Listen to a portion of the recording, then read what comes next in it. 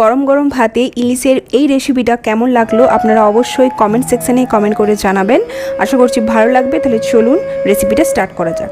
সবের প্রথমে কড়াইতে 2 টেবিল চামচ সরষের তেল মানে মাস্টার্ড অয়েল দিয়ে দিলাম। এরপরে গরম গরম তেলে ইলিশ মাছগুলোকে ভেজে নিতে হবে, হালকা ফ্রাই করতে হবে, বেশি ডিপ ফ্রাই করা যাবে না কারণ এটা ইলিশের টক হবে। ইলিশ মাছ ভাজা কমপ্লিট। এরপর বেগুনগুলোকে ধুয়ে মিডিল থেকে চিড়ে নিতে হবে।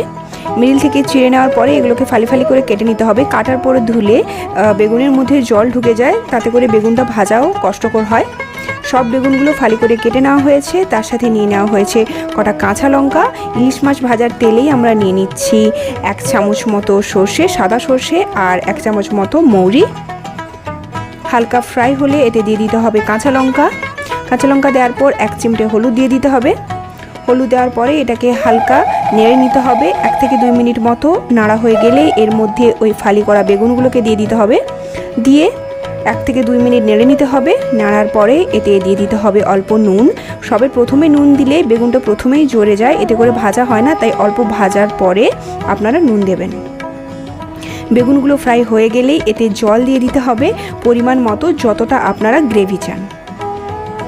আলতো নেড়ে চেড়ে ঢাকা দিয়ে দিতে হবে 2 থেকে 3 মিনিটের জন্য মিডিয়াম ফ্লেমে। এরপরে লেবুটাকে কেটে ওর মধ্যে লেবুর রসটা দিয়ে দিতে হবে যখন কিনা জলটা ফুটে উঠবে। এরপরে ভাজা মাছগুলো দিয়ে দিতে হবে।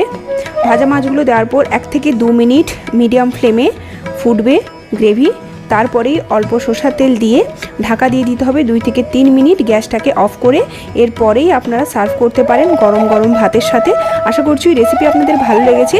আমাদের পাশে থাকার জন্য চ্যানেলটিকে সাবস্ক্রাইব করবেন। বাই।